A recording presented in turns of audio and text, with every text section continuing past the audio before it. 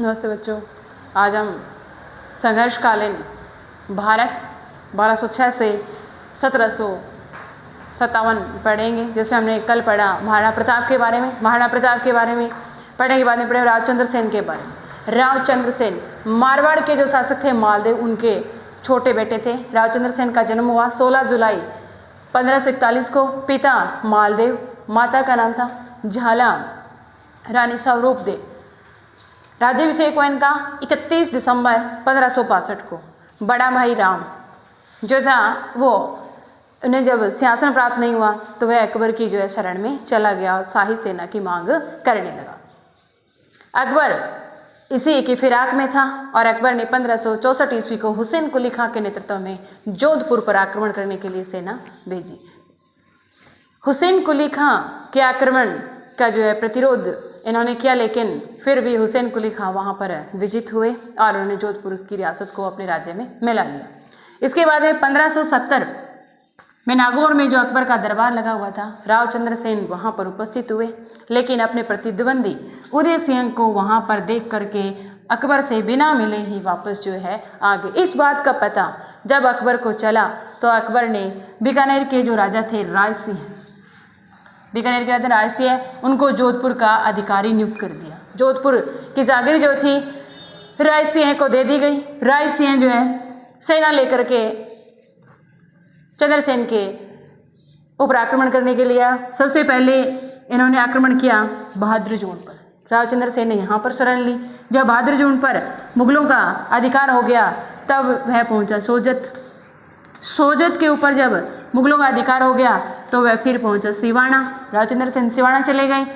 सिवाना तक जब शाही सेना ने पीछा किया तो ये चले गए सचियाई जो है वहाँ पर चले गए। सचियाई की पहाड़ियों में चले गए, जहाँ पर 11 जनवरी 1581 में इनकी मौत हो गई। रावचंद्र सेन जो है, इनके कई उपनाम भी हैं। भूला बिसरा राजा इनको कहा जाता है, विस्मृत नायक इसको कहा जाता है, महाराणा प्रताप का अग्रगामी इसको कहा जाता है और मारवाड़ का प्रताप भी इन्हें कहा जाता है। रावचंद्र सेन के बाद में पढ़ेंगे बीकानेर के राय सिंह के बारे में। 1576 से लेकर के 1612 ईस्वी तक इनके पिता का नाम था कल्याणमल राठौड़। जन्म हुआ 20 जुलाई 1541, यानी अकबर के लगभग समकालीन। 1570 में जब अकबर ने नागौर में दरबार लगाया था राजस्थान के शासकों को अपने अधीन करने के लिए, तो ये अपने पिता कल्याणमल के साथ जाकर के और शाही सेना में शामिल हो गए थे। और 1572 में जोधपुर का जो है अकबर के द्वारा इन्हें अधिकारी नियुक्त किया। ये अपनी वीरता के कारण, अपने स्वाभिमान के कारण और अपने स्वामी के प्रति स्वामी भक्ति के कारण जल्दी ही अकबर के विश्वास पात्र बन गए। 25 सितंबर 1574 को बीकानेर के शासक बने, क्योंकि 25 सितंबर 1574 को कल्याणमल जो थे इनकी मृत्यु हो गई। इनकी मृत्यु होने के बाद में ये बीकानेर के शासक बने। 1593 में अकबर ने जूनागढ़ का प्रदेश इनको दे दिया। जूनागढ़ का प्रदेश देने के बाद में 1604 में शमशाबाद और नूरपुर की जागीरें भी अकबर ने खुश होकर के इन्हें प्रदान की। जागीरें प्रदान करने के साथ साथ अकबर ने राय सिंह को राय की उपाधि भी प्रदान की। राय सिंह ने 1589 और 1594 में के मध्य जो है अपने प्रधानमंत्री जो थे इनके करमचंद, इनकी देखरेख में बीकानेर का किला, जूनागढ़ का जो किला है उसका निर्माण करवाया। किले का निर्माण करवाने के बाद में वहाँ पे राय प्रशस्ति भी इनके द्वारा लगाई गई और ये स्वयं भी एक उच्च कोटि के साहित्यकार थे। इन्होंने राय सिंह महोत्सव, वेदिक वंशावली, ज्योतिष रत्नमाला और ज्योतिष के ग्रंथों पर टीकाएं भी लिखी। क्रमवंश चंद्रगुप्त में इन्हें राजेंद्र भी पुकारा गया है। 21 जनवरी 1612 में बुहारनपुर में इनकी मौत हो गई, यानी दक्षिण भारत में सैनिक अभियान के साथ ही जो अकबर ने रखता था, सैनिक अभियान पर भेजा हुआ था, वहीं पर बुहारनपुर में इनकी मौत हो गई 21 जनवरी 1612 में। एक बार जब ये दक्षिण की ओर गए हुए थे और दक्षिण साइड में राजस्थान का जो एक पौधा है या राजस्थान की एक झाड़ी जो है, फोग नामक जो झाड़ी है, वो उन्होंने देखी रेगिस्तान की और उन्होंने कहा उसे लिपट गए और रोने लगे और बोले कि तू देसी रूखड़ा मैं परदेसी लोग, माने अकबर ताड़ियो तू क्यों आयो फोग। इन्होंने उस पौधे से लिप्टर पौधे को कहा कि तुम तो देसी पौधा है, यानी राजस्थान का पौधा है, फिर यहाँ दक्षिण में कैसे आ गया? मैं यहाँ पर आया हूँ अकबर का भेजा हुआ, लेकिन तू अपनी जगह छोड़ करके कैसे आ गया? ऐसे थे बीकानेर के राज सिंह। सवाई जयसिंह, सवाई जयसिंह की बात की जाए तो सवाई जयसिंह जो थे, इन्हें जैसे द्वितीय के नाम से भी जाना जाता है। 1699 से 1743 ईस्वी इनका जन्म हुआ। 3 सितंबर 1688 ईस्वी इनके पिता थे बेसन सिंह। इनके पिता बिशन सिंह 19 दिसंबर 1699 में आमेर के शासक बने। जब बिशन सिंह की मृत्यु हो गई थी, बिशन सिंह के 2 पुत्र थे, विजय सिंह और जय सिंह। विजय सिंह को शासक नहीं बना करके जय सिंह को जो शासक बनाया गया। 1707 में जब मुगल बादशाह औरंगजेब की मृत्यु हो गई, औरंगजेब के 4 पुत्र थे, मुअज्जम, आजम, कामबख्श और अकबर।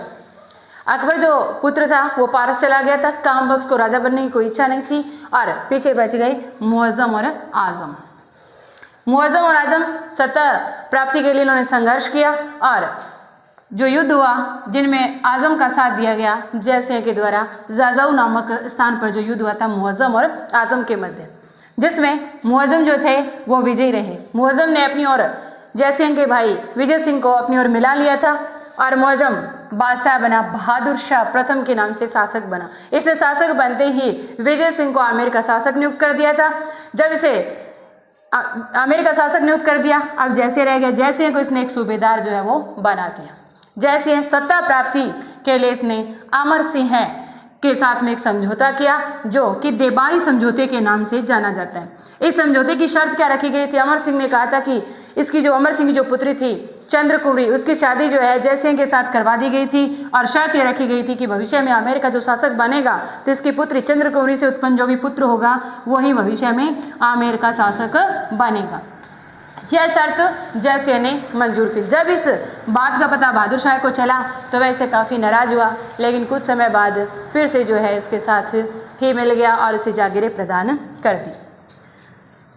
1722 में जय सिंह भरतपुर में जो विद्रोह हुआ था, बहादुर शाह ने, रंगीला ने इसे जो है 1722 का जो भरतपुर का विद्रोह था उसे दबाने के लिए भेजा, जिसमें जय सिंह को सफलता प्राप्त हुई और जाटों के दमन से खुश होकर के मोहम्मद शाह, जो दूसरे बहादुर शाह के बाद शासक बने थे मोहम्मद शाह, इसने जो है राज राजेश्वर श्री राजाधिराज सवाई की उपाधि जो थी वो जय सिंह को प्रदान की।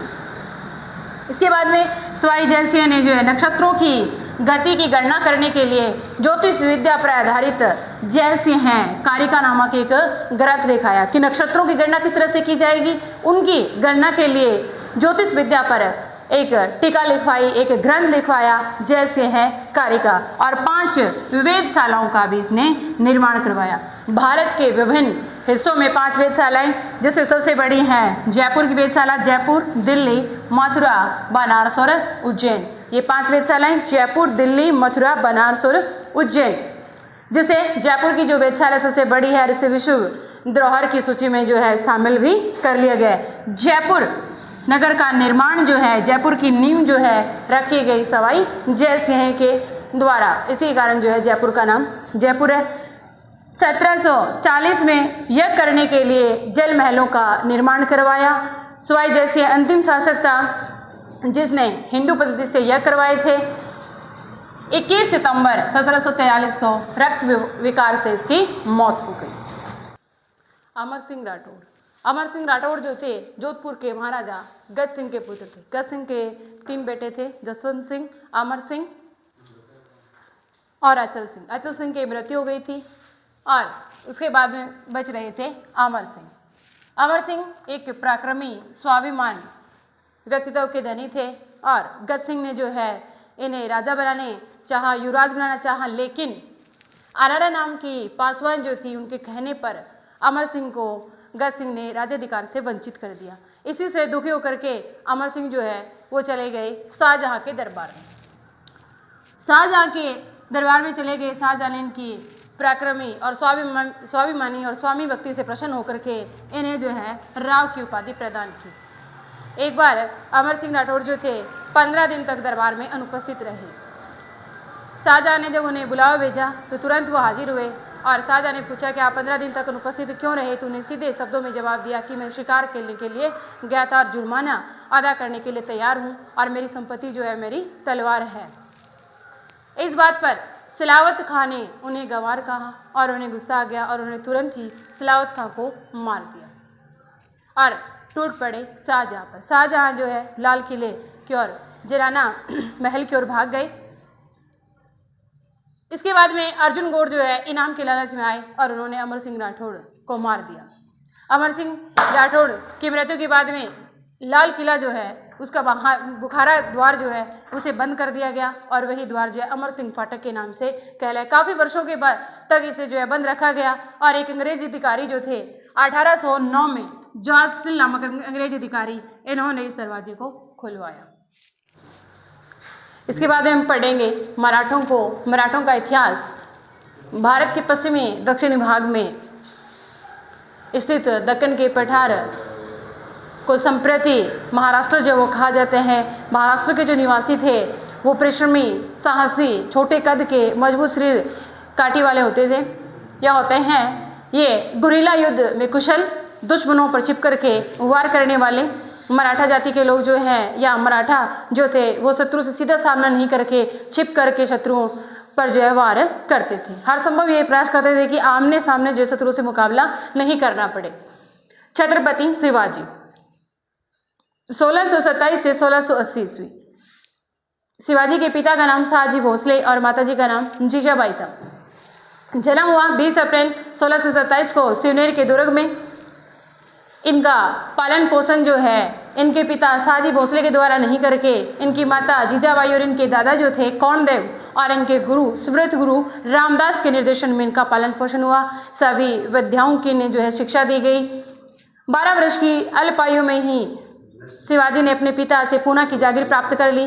1646 में तोरण दुर्ग पर अधिकार कर लिया। इन्होंने अपने कुछ साथियों के साथ मिलकर के तोरण के दुर्ग पर आक्रमण किया और उसके ऊपर अधिकार कर लिया। 1656 में रायगढ़ को राजधानी बना लिया। 1656 में जो है इन्होंने अपनी राजधानी जो थी वो रायगढ़ को बनाया। 1665 में मुगलों के अधीन इन्होंने सूरत को लूटा और शिवाजी ने जो है सवाई जयसिंह और शिवाजी के मध्य पुरंदर की संधि हुई। पुरंदर की संधि की प्रमुख शर्तें जो थी, शिवाजी के पास उस समय 35 दुर्ग थे जिनमें से शर्त के अनुसार 23 दुर्ग उन्हें मुगलों को देने पड़े और बड़े पुत्र संभाजी जो थे उन्हें मुगलों के दरबार में 5000 मनसबदार जो नियुक्त किया गया। 1670 में शिवाजी ने अपने दुर्गों को पुनः जीतना आरंभ कर दिया था, क्योंकि शिवाजी जब औरंगजेब के दरबार में उपस्थित हुए थे तो इनके साथ में जो है अच्छा व्यवहार जो नहीं किया गया और साथ में धोखे से औरंगजेब ने इन्हें गिरफ्तार भी करवा लिया। वहाँ से निकलने के बाद में सीधे ही अपने राज्य पहुँचे और वहाँ पहुँच करके जो मुगलों के अधीन ये जो 23 दुर्ग चले गए थे इन पुनः जो है इन्होंने प्राप्त किया। और फिर 1670 में ही मुगलों के अधीन था सूरत और सूरत को फिर से लूटा और वहीं के निवासियों से चौथ और सरदेशमुखी 2 टैक्स वसूल किए। 1674 में रायगढ़ में राज्याभिषेक करवाया और स्वतंत्र शासक के रूप में बने रहे। साथ में साथ छत्रपति शिवाजी की इन्होंने उपाधि धारण की। 1680 में इनकी मृत्यु हो गई।